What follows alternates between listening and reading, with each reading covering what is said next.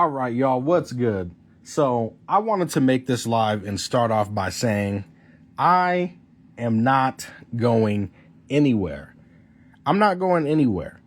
Maybe retirement was too strong of a word, because the way people are responding to that make it seem like I'm just going to drop off the face of the planet.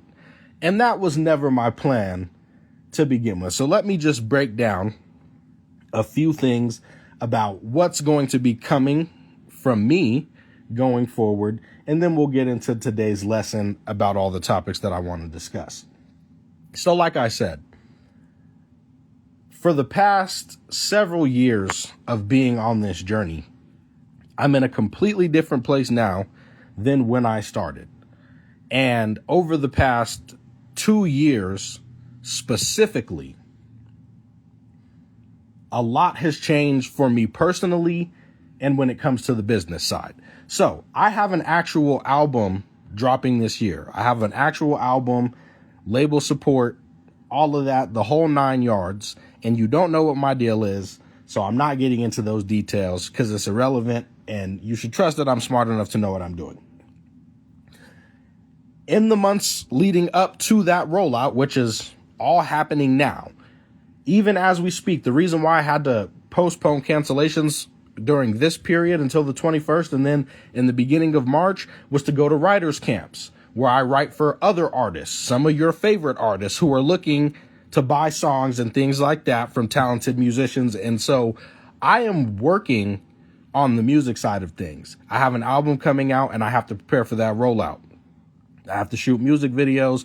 I have to do a lot of that stuff, and it is already taking up a lot of time. This is why my consults are paused at the moment and are only being offered through the bundle. And even with that, everyone who has received the bundle has been informed that they will get that link at a time. Once at some point they'll get that link to be able to redeem that, but it is there for everyone. But as of now, the timing is just, it's a lot. It's a lot for me to manage all of these things at one time. So I just wanted to clear that up. I have the album rollout coming, so I have a lot of work with that, but I'm also learning the executive side, not just the artist side, the executive side. So I'm working on that side of the business too. And then when it comes to more centered on this information, I have reached the point where I now have institutional access to be able to help people with their debts. Because as of right now, me trying to handle that in an individual capacity it's not going to work. I could not sit one-on-one with everybody who, even if I wanted to help them with personally discharging single obligations. On the institutional side, if I form a company that can actually purchase debt and consolidate it legally, then I can purchase these debt obligations from you, handle it, and then we can take care of that together. But I also am already in the process of having an institutional team with the bank that I am contracted with. That is the entire goal, is to be able to get to a point where you are self-sustaining, where you are going to be your own banker, to be able to monetize obligations in the same way that companies monetize obligations. You need treasury access for that. So you either charter a bank yourself or contract with one when you get to that space of equity. So at this point, I'm also working on moving towards the institutional side of things, which means that I will not have time for as many more classes. That's all that means. Now, what I wanted to do was give people a comprehensive guide that they could study from start to finish. And with the What I Wish I Knew series, that is what I set out to accomplish. But that series is almost done. There's the court class, which is coming up at the end of this month, and then the 2 workshops for tax and discharge that are also going to be coming up that will encapsulate that series, the What I Wish I Knew.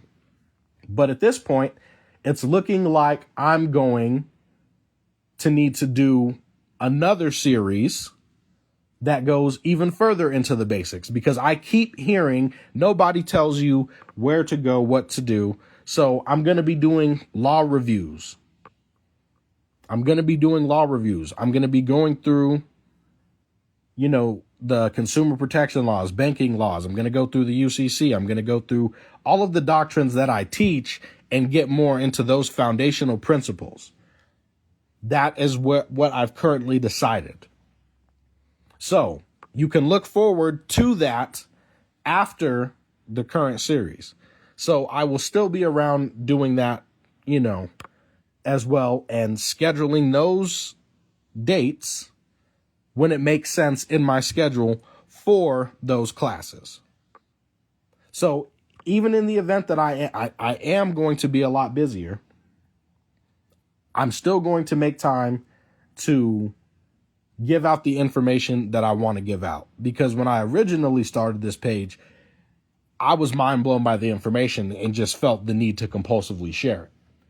And that's kind of the place that we are drifting back towards.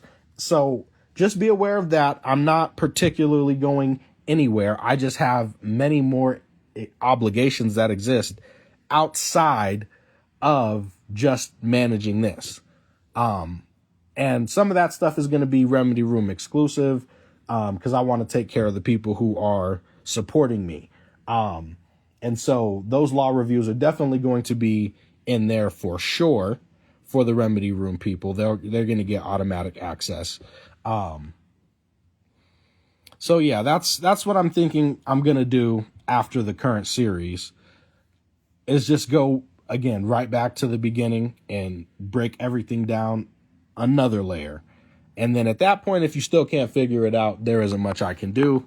But I definitely can understand that a lot of the classes I have put out are advanced classes. And I'm assuming that a lot of you have pre-existing commercial knowledge information. But the issue with that is where that information comes from, the degree of that information. So what I can do to circumvent all of that is drop what my foundation is, and what the foundation you need to make sure you have is to understand any of my other materials. That's going to be the focus.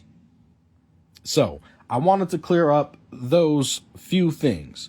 And on that same note, when it comes to the questions that a lot of y'all are submitting to my website, you guys are asking, you might think that they're simple questions, but you're asking very complex questions that would require a consultation due to the level of nuance that's required. All of these situations are different, are going to be different, and the circumstances and what is the word I'm looking for?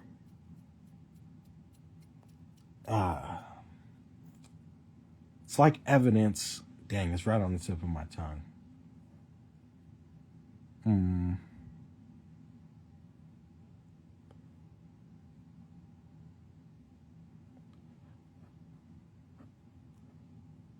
Not circumstances. What is the word? Context. Yeah, you would just need more context for the situation. A lot of those questions, again, it puts me in the same position of if I sat there and tried to type out a logical and reasonable response to a lot of those questions, I would have no time in a day. So for a lot of those questions, it's a lot easier, or it would be a lot easier for you to just book a consultation, because a lot of what y'all think is simple stuff is not simple, especially if you're trying to explain to me what you sent to somebody and what they said back to you with all of that context. One, you didn't include enough context, and two, I would need more information than that to be able to give you an answer that was worth anything. Now, I understand that right now my consultations are paused, and that is due to all of the factors that I outlined before. It's the same reason why I said when I turn them on, the last time I did, that when I turn them off, I don't know when I'll turn them back on, because my schedule is no longer in a place that allows for me to reliably meet with people. And at such a time that it is, I will make everyone aware every time I start doing consultations or I bring the link back up, I make an announcement. So I will let everybody know when I am doing those again, if my schedule allows for me to do that.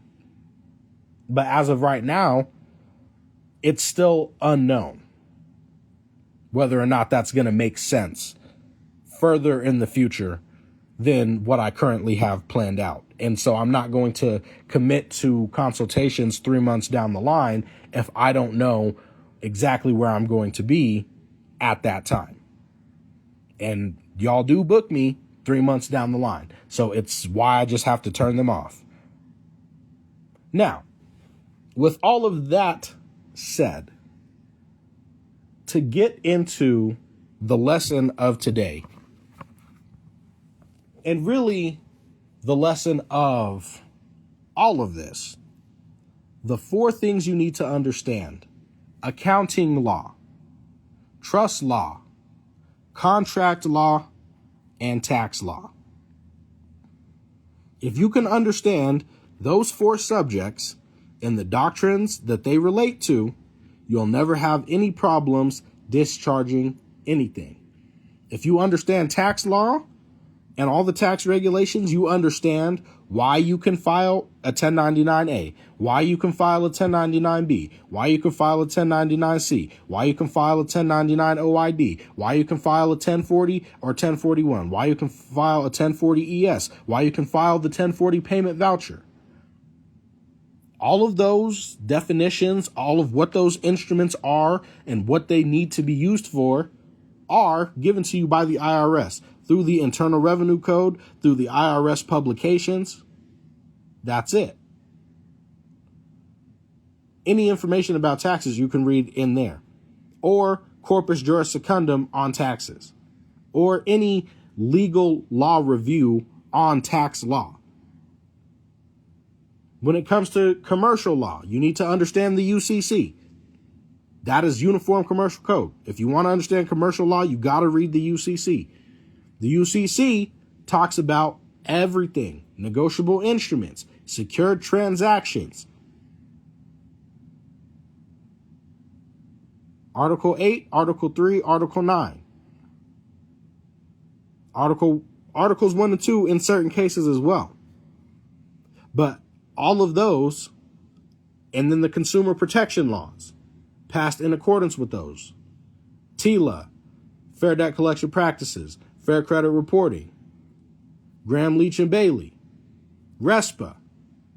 All of these things need to be understood. Now, if we understand Article 3 is negotiable instruments, Article 9 is secure transactions, and Article 8 or 9, one of them is secure transactions.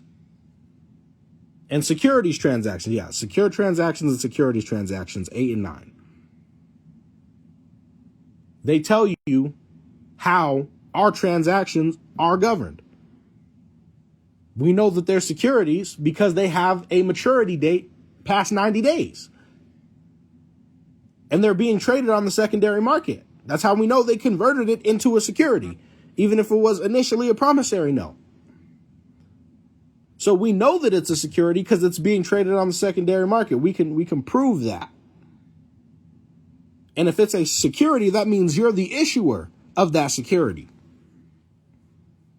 You are abandoning your property. The bank is claiming your deposits as abandoned property. Now, why is the bank able to claim your property as abandoned? Because you abandoned it, obviously. And if your question is, how did I abandon it? Well, you didn't report that transaction on your taxes. Everything is a tax. When you read banking law, when they reach into your account and grab your credit, they have to pay the tax. If they accept the instrument, which is why they don't accept it. It's a gift. You gave it to them. They're just holding it until you abandon it so that they don't have to accept the tax liability.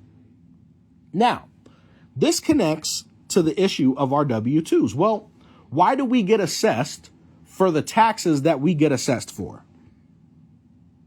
One, because we file a 1040, but also because the companies file W-2s or 1099s on our Social Security to report transactions. That's the purpose of doing your taxes. Anything that's a taxable event needs to be reported. Okay? That's number one. Anything that's a taxable event needs to be reported, and we're not reporting 99% of our taxable events. And when you understand that us not reporting our taxable events is part of why they're able to claim your property as abandoned, then it starts to make sense why filing 1099s gets these companies in order. Now, one thing anybody who's ever filed a 1099 can tell you, even if they weren't successful, right? They will tell you that their bank got the 1099 and called them and said, hey, what do you want me to do with this 1099? If there's one thing I can promise you, it's that everybody who has done that, if they submitted it correctly, at one point would have got a call from their bank or financial institution saying, hey, we got this 1099. What do you want me to do with it? And that right there is the test. You have to tell them what to do. And what you tell them to do is real simple. Issue me, firstly, a reciprocal 1099. File one on your end. You could tell them while you're doing that, make sure you send me the cash receipt as well, because your receivables and payables should be settled out. And if they ask you why you send it to them, it's because you need to report the transaction on your taxes. You did business with them and you need to report the business that you did with them because it's a taxable event. And you know what constitutes taxable events by reading the tax code. You also know that they are required to file a reciprocal 1099 if they receive one.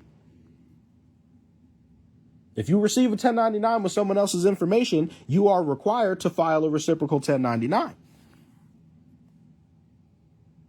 And if they don't do it, you can do it for them, if you give them an opportunity to do it first. But just like with your job, they only report one side of the transaction. Now, when you report your side of the transaction, the IRS has to go off of what you said, regardless of what the other entity reported, especially if you can prove that they misclassified your return. Now, the way the banks get away with it is they're not required to file the 1099s on your income. So if you give them a gift, they are going to accept the gift and then eventually claim you abandoned it. But if you give them the gift and then report to the IRS that you gave them the gift, well, then the IRS knows to look for the fact that you gave them a certain amount of money. And when the IRS goes to investigate their books and looks at their payables and receivables, they're going to see that you did, in fact, give them that money and that they allegedly paid you back. And so they will assess the company's tax according to that.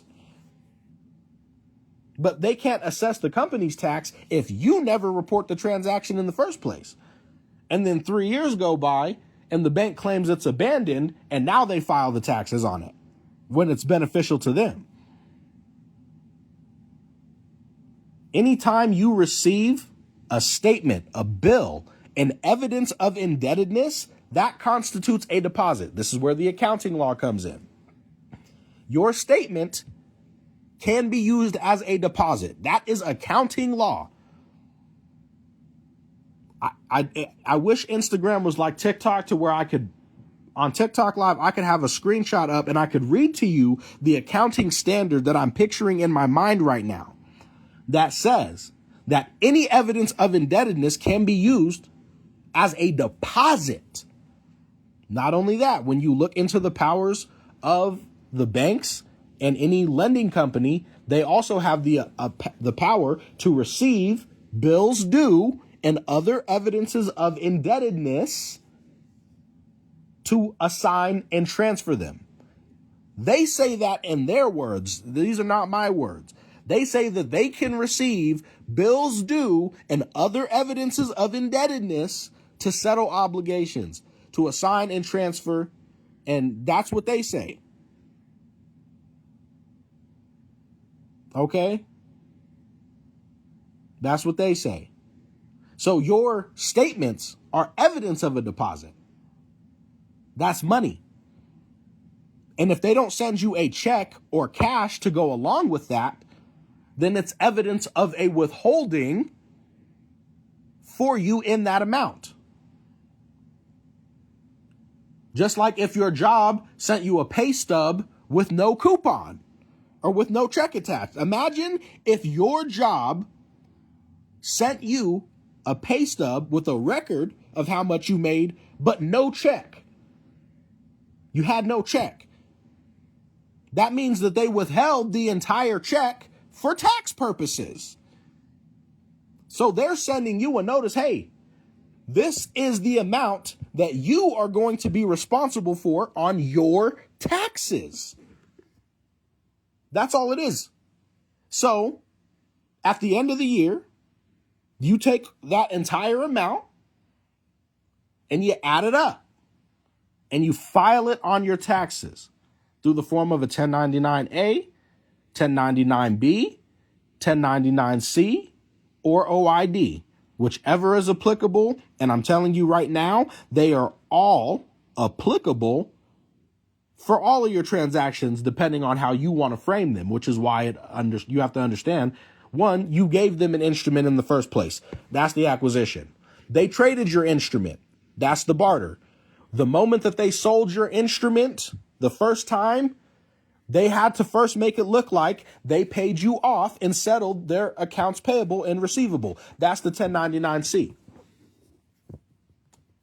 All three of them are applicable to every single transaction. Oh, see, now some stuff is starting to click for y'all. Because if the 1099-A is evidence that I lent the money and the 1099-C is evidence that the debt was extinguished, when I report both of those events on my taxes, the company must do the same. So when they ask me what I want them to do, file it on your taxes and make sure to update your accounting. Because there seems to be an issue currently with your receivables and payables that needs to be offset. But you're the holder of that 1099 now. That's an evidence of indebtedness. A store receipt is an evidence of indebtedness. But like I was saying, anytime you receive a statement without a check, it's evidence of a withholding. So now let's tie this into our bank statements, everybody. Our bank statements, they don't come with the coupon. Why don't they come with the coupon? Because, one, we have access to our accounts, right? But the main reason is that they are withholding that money for tax purposes.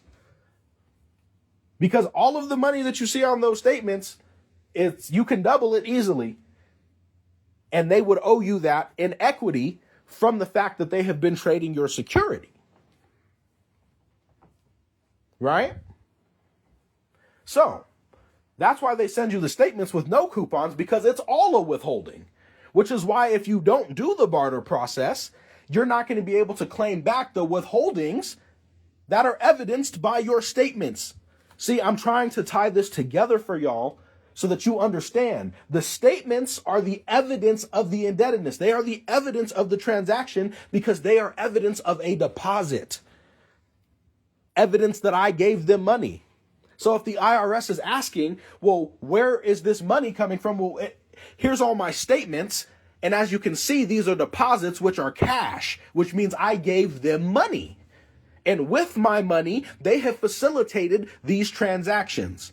So I am simply reporting that. This is why I keep trying to tell y'all that you have to understand the definitions of these things, because if you did, you'd be able to answer all of these questions very easily. Well, here's the evidence of indebtedness. This is why I filed the 1099-A. I'm claiming my deposit. acquisition so that they can't stake claim to it later and say that I abandoned it. Now, why is this important? Because foreclosure and whatever, they are saying that you abandon your instrument. Anybody who has a mortgage, go look at your payment section on your mortgage. It will say that any amounts due on the mortgage can be paid at maturity. Any amount due on the mortgage can be paid at maturity. How can the loan ever be in default if you can pay all owed balances at maturity? The only time they should be able to foreclose based on those terms is at maturity if you could not make those payments, but you're not at maturity. Why is it that before maturity, it can't be foreclosed? Well, it's for the same reason that they allow you to rescind the transaction when they foreclose you. If you are in a foreclosure proceeding, they are supposed to give you a notice of rescission. If they don't give you a notice of rescission, it can invalidate the whole foreclosure. And there is no statute of fraud on that. So if they don't tell you, the timer doesn't start until they do. But why can you rescind the contract at that time? Well, it's because it's your security, right? It's your security. And you always have the right to redeem your security. But if your security is sold to a bunch of different investors, how can you redeem your security? You can't, because they bought it. So it would be theirs to redeem. But the trick is they never actually buy it because it's not there for them to buy. This is why you'll see a blank endorsement and then they will subsequently transfer that to whoever. But whoever is a holder is not a holder in due course, which means that they do not have the rights to enforce payment if they're not a holder in due course. So at the time comes of maturity, when the bank needs to pay all these investors who bought this security, well, you have to think. The security can only mature one time and it'll be worth so much money. If that promised maturity money has been promised to 100 people, the bank physically will never have enough money to be able to pay back all of those investors. This is exactly what happened in 2008. This is why the banks failed, for doing the exact same practices that they're doing right now.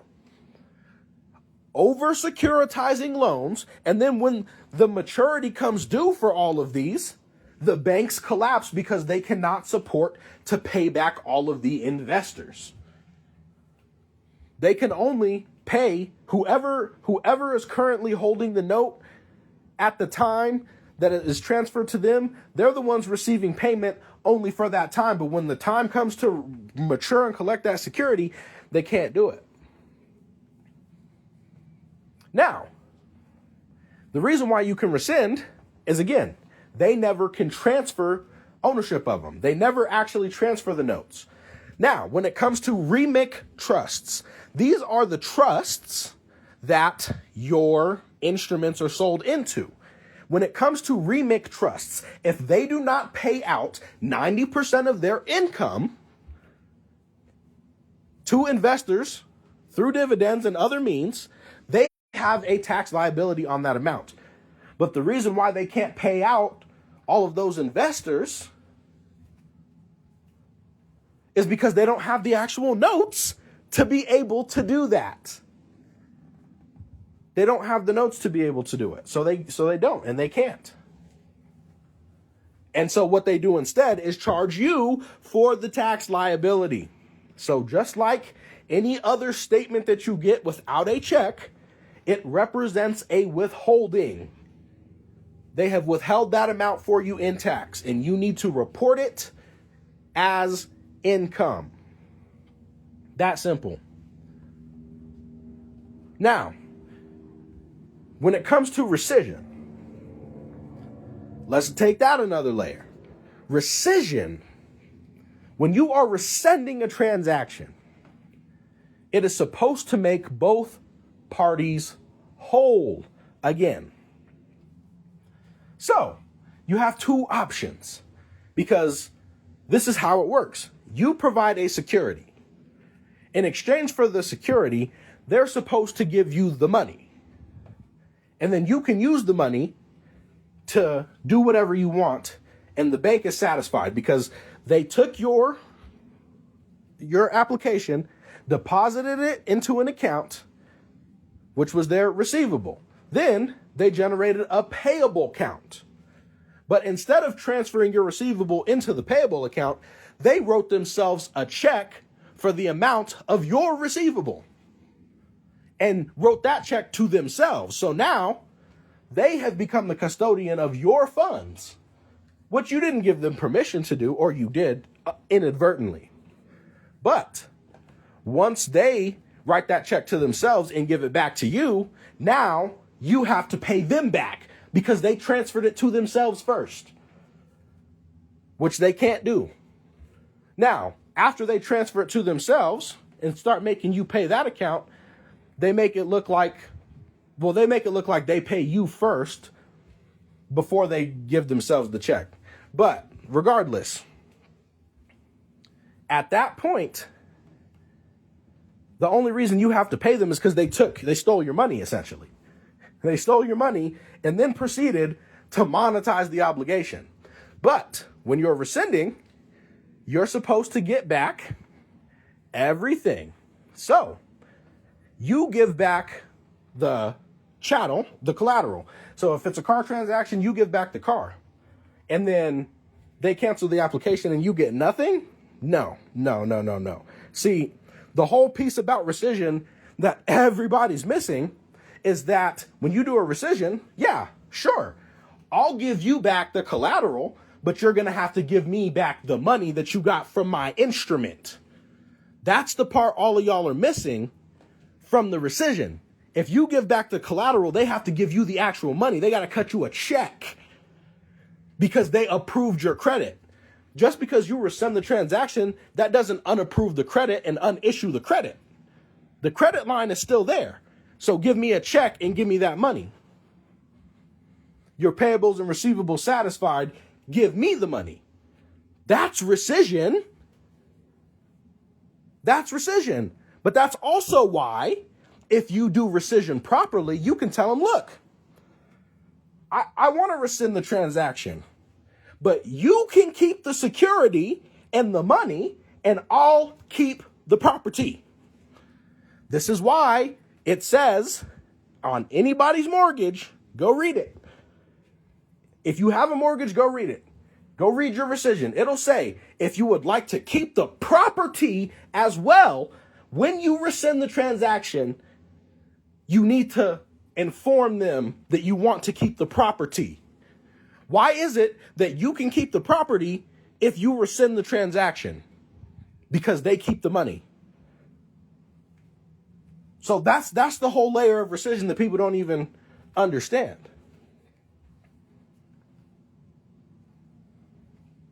So you can rescind the transaction at any time. You can rescind it. That's baked in. But if you're rescinding it, they don't keep the money. That's your money. They're supposed to give it back to you. That's a proper rescission. That's why you need to produce the accounting, because the accounting shows that your initial deposit, your initial receivable, was a cash equivalent. They were paid. They were paid. That's what the accounting shows. And it will also show that they paid you, because before they can transfer that out to anybody, they have to make it look like they paid you. That's what they do. So, you got rescission. You have the tax part of it. You have to assess all of your taxes. So this is the other part that I wanted to talk into about in this lesson as well. Let's break down taxes.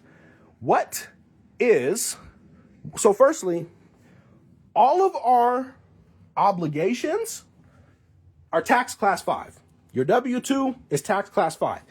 All 1099s are tax class 5. The 1040, 1040V, payment voucher, all of these are tax class 5. Estate and gift. Okay. We know that we have an exemption yearly. I think yearly it's like $15 million of an exemption. If you make under $300,000, it's another like $1 million exemption for estate and gift taxes. Well, a 1040 is an income reporting form. You report income on a 1040. That's not how you file estate and gift taxes. Form 706 and Form 709. These are the estate and gift tax returns. So, instead of filing your income underneath a 1040, which is why there's any taxable liability, even though you can claim zero tax liability. You can claim zero tax liability on your 1040. That is something you can do, but I'm just clarifying that this is something separate. What was I saying? Yes, when you do an estate and gift tax return, which is the 706 and 709, if you reported all of your income on the 706 and 709, income, even if you want to call it income, which it's not, we've already proven why it's not income, but even if you wanted to call it income on the 706 and 709, because you have $1 million exemption for estate and gift taxes, that will automatically reduce your taxable liability to zero. You're not claiming your estate and gift tax credit. A 1040 is an income return form. So you have to think, there's two kinds of forms. There is information reporting forms, W-2s, 1099s, things like that. Those are the information reporting forms. And the other, hold on one moment. Informational returns. Oh yeah, information. Oh, so there's the informational reportings and then the actual returns. So 1099s report taxable information. Those are taxable event identifiers. That's another way you could refer to them. But anything that identifies, it's an information form. But the actual return is what triggers the refund. So you can file all the 1099s and 1040s or 1040Vs and other things that you want, but you're not going to get a return on that money until you file a 1040. That is the annual income return form. Now, along with that, you could also file your 706 and 709 estate and gift taxes. Now, this is why the exemption is $1 million. Your 1099-Cs need to be included as income, right? They say income. And in this case, that would be income because it's federal. But if you put that on the 706 and 709 and use your exemption credits, your taxable liability goes down to zero anyways, allowing you to claim back the massive withholding. Okay? So this is why you have to understand why you're able to do these processes, because it will eliminate all of the guesswork and all of the questions. But for them, once you file your proper returns, 706, 709, estate and gift, apply your credit, bring your income down to zero. However you want to bring your income down to zero. Whether it's through reducing your taxable liability or through the fact that you had no tax liability in the first place. But a 1040 is not the only return form. You can get a return by filing the 706 and 709. This is why I say to read. If you read the 1040, if you read the 1099 OID, the 1099A, it'll straight up tell you if sending in connection with an estate and gift tax return, make sure to include amounts on Form 706 and 709. All of the forms, all of the instructions tell you where to go to look. And if you read the definitions that they give you, you'll never have any questions. You see how I just broke all of that down for you? I know I connected so many dots for people that weren't connected before this, and that's perfectly fine. Because right now, y'all are starting to understand more and deeper about what I'm saying. I know for a fact this information is resonating with a lot of you. So, accounting, trust, tax, and contract law. Everything is a withholding. Assess the taxes. They don't have to report it. Go look at the OID. Go look at the A. The banks don't have to report it. You don't even have to report it, which is why they say it's voluntary.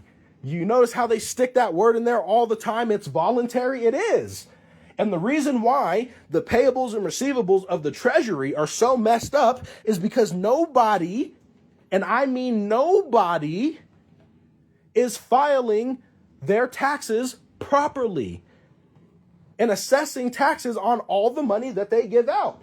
Every single dollar that you spend out needs to be returned to you. How can it be returned to you if you don't report to the IRS and to the federal government that you gave that money out in the first place? That's why they're looking at everybody as incompetent, because nobody is doing it. How does this apply to court? Beautiful question. Beautiful question. Let me tell you how this applies to court. Courts are commercial entities, right? So they give you a ticket or they arrest you and you post bond. Okay. In both of these instances, they have given you an evidence of indebtedness. If you pay the ticket, you have given them money, a security. If you pay bond, you have given them money, a security. That means they are the holder of your property. As the holder of your property, you can appoint them as fiduciary and or trustee. If you really wanted to get crazy, you could appoint them as executor for the estate of the all caps that they're trying to charge you for. Because if they are the executor, they are responsible for all the taxes. You can make them responsible to settle the financial obligation by appointing them as fiduciary or trustee. So in the case of court, if they tender an instrument to you, or they want you to sign something, okay, but if you tender this to me, I'm going to tender this back to you as a special deposit.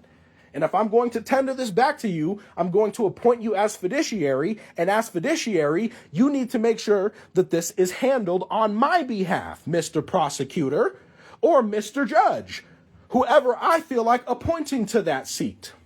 Now, how else does this apply to court? Because the moment that you pay them, that's a taxable event that needs to be reported. These companies are committing tax evasion. I keep trying to tell y'all tax evasion is one of the things. The courts are doing it. They're misclassifying all of the payments. So in the federal government's eyes, all the people paying traffic tickets, all the people posting bond to these courts are just giving gifts. The courts are just getting extraneous gifts from people who are abandoning their property. Whole time you don't know it's a tax court.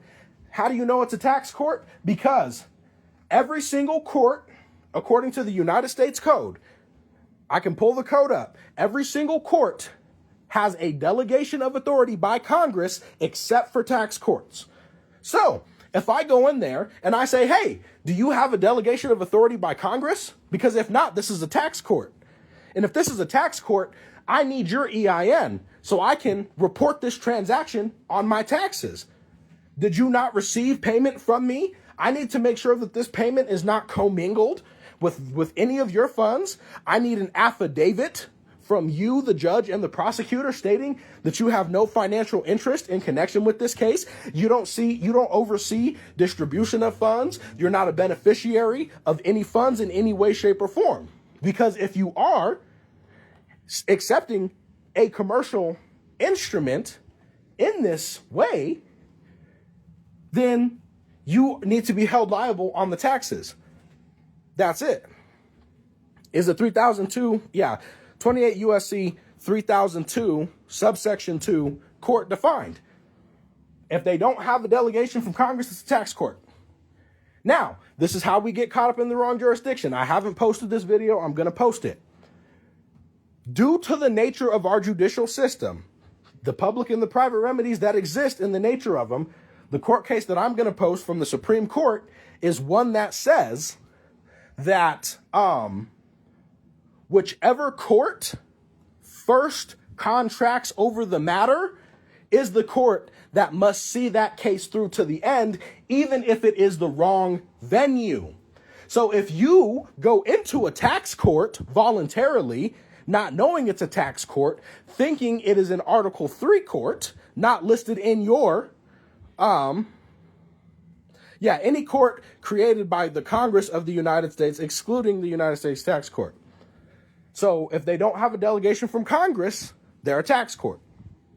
Now, if you go into a tax court unknowingly, thinking that it's a lawful Article 3 court, then you give them jurisdiction to handle that matter, even though they don't have it, which is where this is where special appearance comes from. When you make a special appearance, you do not waive any rights or defenses that you are entitled to. So if you show up, make a special appearance and say, hey, look, I am challenging jurisdiction. I have plenty of cases that say courts do not have the authority to prove their own jurisdiction. They don't. They can't declare it. They have to prove it on and for the record. So if you challenge jurisdiction and they say, we have jurisdiction, okay, let it be known that I still reserve my right to challenge jurisdiction later on and that I do not consent to this court's jurisdiction by my special appearance. We don't want to contract with them. I saw a beautiful video earlier that I think I might post where the dude was going on and talking to a judge, and then eventually when it got to the end, the thing was dismissed, but he was just like, I'm going to reset your meeting for this day and this time. And he said, no, I object to that because the court doesn't have jurisdiction over me. And he said, you have a good day to the judge. And the judge said, you too. And that was it. Case dismissed. Challenging jurisdiction. Now, you've challenged jurisdiction. You haven't given them and you haven't given up any of your rights. Now, they can't claim to have jurisdiction over you. Now, it becomes a harder thing for them to prove and enforce. So, that's one way you can use it to your benefit. But also, again, give me your EIN. I need to report the payment that I made to you. I know you have an EIN. I know you're publicly traded. I can look you up on Dun & Bradstreet and get your DUNS number. I need your EIN so I can report this on my taxes and make sure that you're not committing tax evasion. That's where the form comes in, the information return form, the referral that you put in for evadement of taxes. Yeah, you send that in, but if you have their EIN, you could also send them a 1099-A to show, hey, look, this is the transaction that I did with them. Here's the money that I gave them. Go investigate their tax lawfulness. The moment you bring the IRS in, that case is gone because it's a tax court and they're assessing you for the charge. Everything is a tax. Everything is a tax. So if you don't report the taxes and you end up getting booked on a tax charge for not paying the tax on it, it's your fault. You gave the wrong court, you gave the tax court jurisdiction when you contracted with them. You gave them a financial obligation. Ask for the money, ask for the taxes. I will conditionally accept the charges if you can give me a sworn affidavit that this is not a tax court, that there are no 1099s that would need to be filed in association with this case, things like that. Things like that. So, boom. And even if you only see the last four on the transcript, say, hey, I need the full one so I can report the payments I made to you on my taxes. And I'm also going to appoint the judge as my fiduciary and or trustee to make sure that these taxes are handled as they should be for my benefit as the beneficiary. This is why you have to understand your position, the court's position, and what your rights are. Everything is a tax. Everything is a tax. So boom. Quick, precise. You're welcome. I'm not going anywhere. I'm just busy. I'm still going to be keeping things fire. Remedy Room people, y'all are going to have exclusive content coming up just for you. Just for you. Everybody else, stuff coming for y'all too. Dissect this over and over again until it starts making more and more sense. But if you get it, you get it. Certificate of indebtedness, statements, equal deposit, equal money, which equals 1099, tax obligation. Not to mention your equity in the security. Now we go to UCC Article 3. Now we go to UCC Article 8 and 9, secure transactions and securitized transactions. It can't be a promissory note if it's governed by anything other than the initial terms of the contract. That's the pooling and servicing agreement. Any third-party investment contract that they have, we're a party to it, whether they want to disclose that or not. That goes into the material disclosures. Like, I keep trying to tell y'all, when you understand taxes, trust law, accounting, and contract law, you can't lose. All of those definitions I just laid out. I want to make it expressly clear.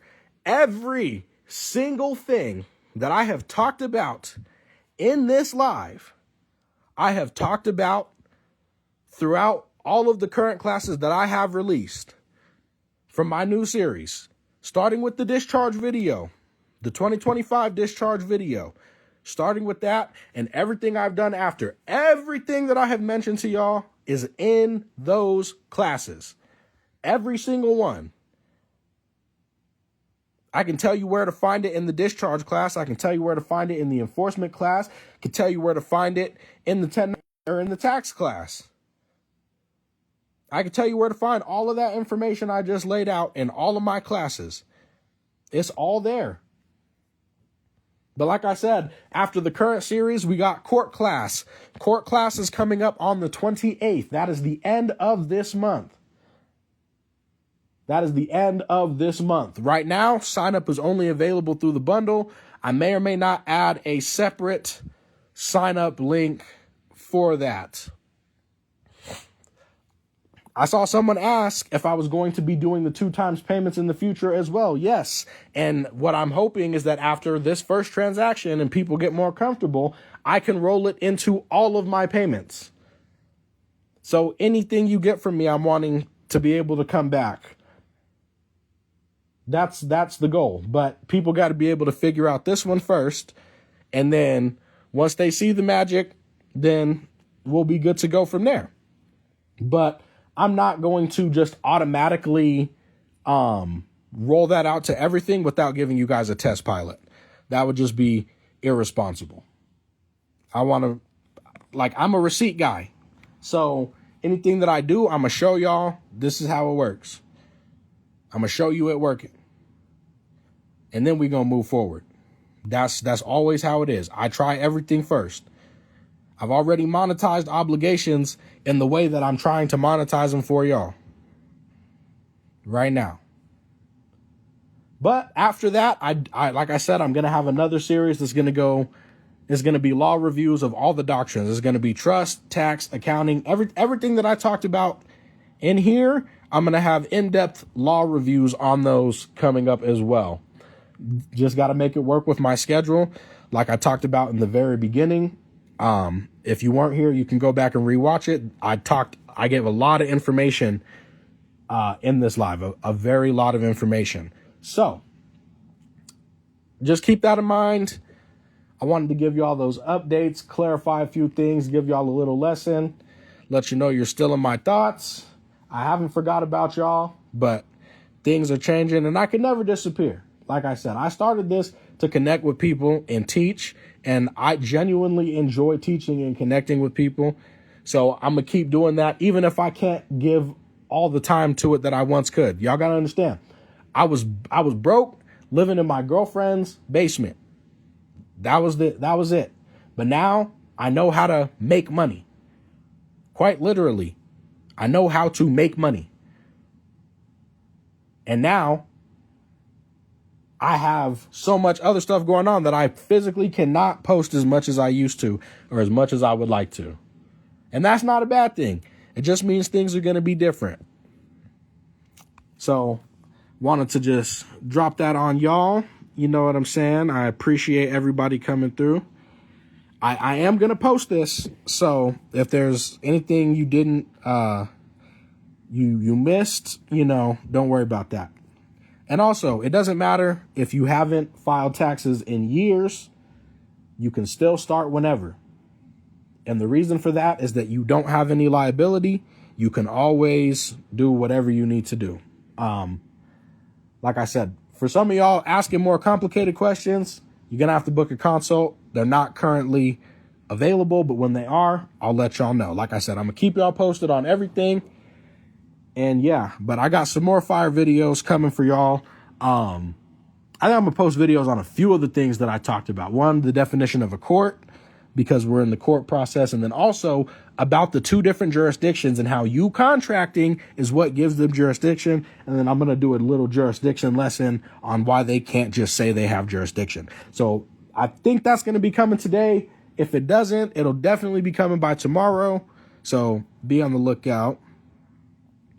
For the onboarding help form, anybody who has signed up for that, my administrator has been making calls to people all day for the past several days. So if you haven't been reached out to yet and you filled out the form, just give it a little bit. There should have been something to let you know that your submission was received, but if not, I'll double check and see if that's not sending out. But you're probably on the list and you'll receive a call from my administrator and she'll walk you through everything that you need to do. She's great. She'll answer, the questions about it. And if you need help, whatever. No, you do not have to pay in crypto. So I have crypto payments available, but I also have credit and debit for people who were having trouble figuring out crypto. Credit and debit payments are available for the bundle. You just have to go to the form and you can fill that out and you'll be good. They're not in the tax class because, firstly, they are mentioned in the tax class. When I'm talking about filing certain forms, I actually specifically mention to look up the form. I say these words specifically. I say, look up Form 706 and 709. I say it specifically. I also am 98% sure that I mention it in the ebook as well in relation to those forms. But also, if you read the information on a 1040, you'll see it talk about 706 and 709 for estate and gift taxes. And if you have estate and gift taxes, which all of this is estate and gift taxes, then you would be able to understand that. But short answer, it is in the class. Long answer, if you were dissecting the material presented in the class, and if you researched all the things I told you to research in the class, you would also find it there. But that's neither here nor there. I'm going to catch y'all later.